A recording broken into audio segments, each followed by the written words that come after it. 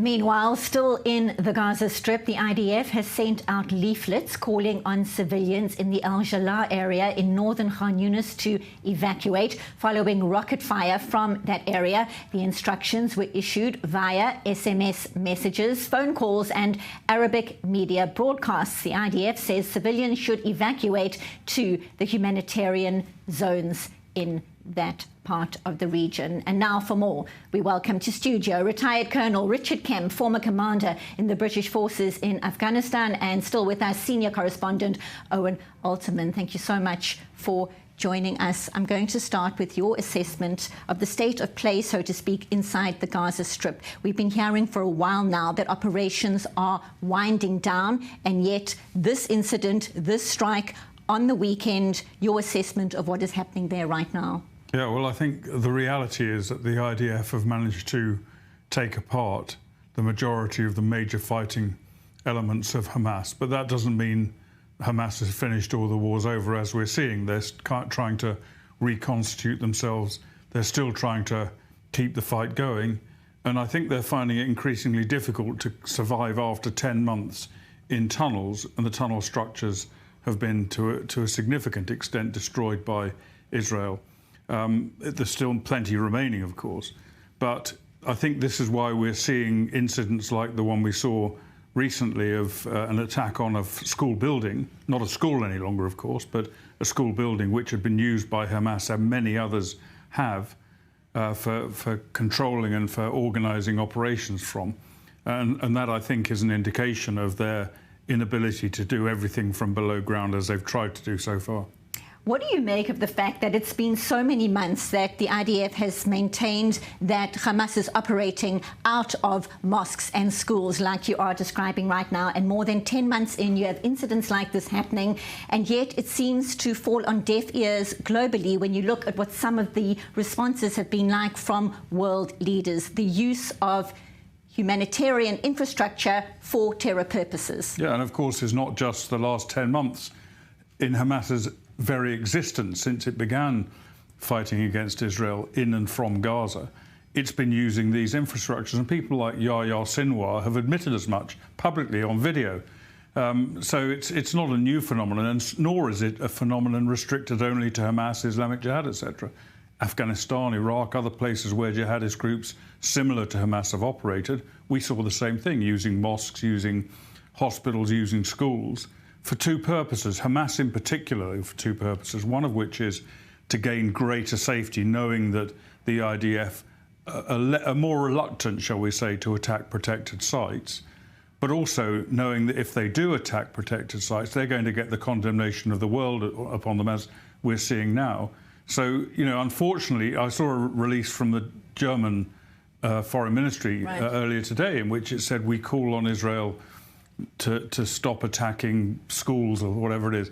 They should have been calling on Hamas not to use schools for terrorist purposes. Now, Hamas is not going to listen to that, but at least it'd be good to see some kind of semblance of balance from a close ally of Israel. And when we hear once again that the IDF is handing out pamphlets to ask Palestinian civilians to move to humanitarian zones, contacting people via SMS, through Arabic media, what kinds of precedent is this? Where else in the world do armies warn people about their impending moves? Nowhere else to this degree. And this has been Israel, the IDF's mode of operations for many, many years now, taking far greater steps than any other army has ever taken. I had a group over here with me about 2 weeks ago of former generals, retired generals from NATO countries around the world. We visited IDF units, we went into Gaza, we saw the fighting ourselves, we saw the way the IDF operate, and every one of them, about 10 generals, said that their own armies did not manage to achieve the same levels of protection for innocent people in a combat zone as the IDF had. And that level of sophistication of the IDF, they have specific units which are dedicated to mitigating civilian harm. No other army has that kind of structure. Maybe it doesn't need it to the same degree, but the reality is the truth about the way the IDF operates and tries to minimize civilian casualties is the diametric opposite of what so many in the world would like us to believe. And yet we just heard in that report Kamala Harris saying, yes, of course, Israel has the right to defend itself, but it needs to take greater care to protect civilians. Owen, I want to bring you in here because Benjamin Netanyahu is denying reports or claims by some that the government is holding back the IDF in Gaza, particularly when it comes to reports around a deal, of course, a ceasefire hostage deal, elusive, with reports that talks will resume on Thursday. Bring us up to speed on the political pressure facing the Prime Minister as we speak. Right, the political pressure is constant, Benita, from the right-wing flank of Benjamin Netanyahu's government. On the other hand, what you were just talking about, Richard, and you, the condemnation from abroad about just exactly the opposite, that Israel's using too much force, especially when civilians are killed, as happened in this attack, which, of course, unlike what Joseph Borrell said, was not a massacre, and for which there was ample justification. And the IDF is acting in good faith. There are lawyers who look at this, who look and see that it complies with international humanitarian law, and you just went through all of that. But sure, in Israel, people would like to see, in some parts of the government especially, more force used. More forcefully. But the reality, it seems to me, again, I say this with some humility as someone who's not a security expert per se. Look, this war has been going on for 10 months. And at some point there will be, and this is a good development because of what Richard Kemp said, because so much of Hamas has been destroyed, there will be a kind of diminishing marginal returns just by the nature, it seems to me, of an operation. Yeah. And so it will be the case that force will be, it seems to me, diminished just because there won't be as many targets to hit, certainly as many high-value targets as easily.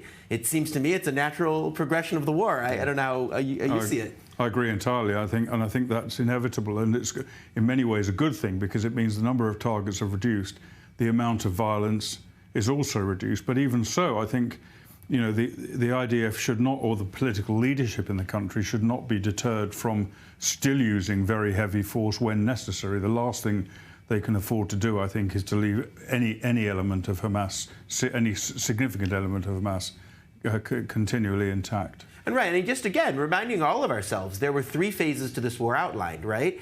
And phase 3 was a phase of once the main parts of the goals had been achieved of destroying Hamas as a government and as a military. Again, the goal of this war was never to kill every last Hamas fighter, let alone kill the idea of Hamas. Those are obviously unrealistic goals, and anyone abroad who attributes those to be, or ascribes those to be Israel's goals, it's simply not true.